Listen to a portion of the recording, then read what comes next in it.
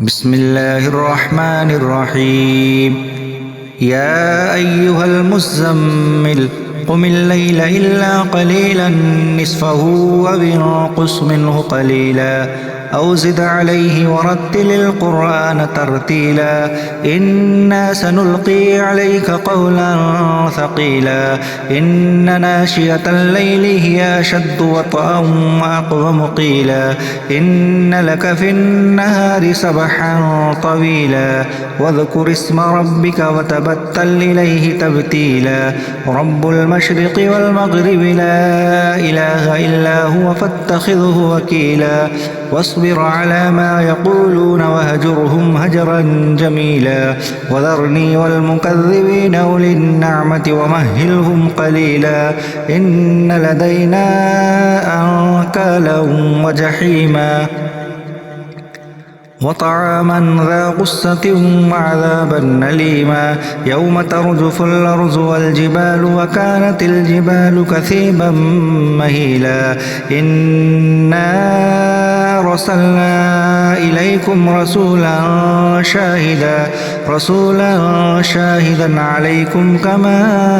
أرسلنا إلى فرعون رسولا فعصى فرعون الرسول فأخذناه أخذا وبيلا فكيف تتقون إن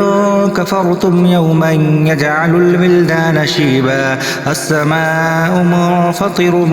به كان وعده مفعولا إن هذه تذكرة فمن شاء اتخذ إلى ربه سبيلا إن ربك يعلم أنك تقوم أدنى من ثلثي الليل ونصفه وثلثه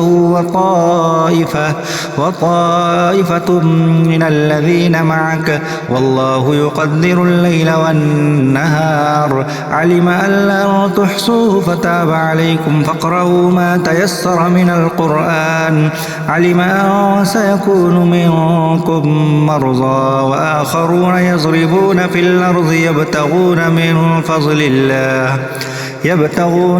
فضل الله وآخرون يقاتلون في سبيل الله فاقرؤوا ما تيسر منه وأقيموا الصلاة وآتوا الزكاة وأقرضوا الله قرضا حسنا وما تقدموا لأنفسكم من خير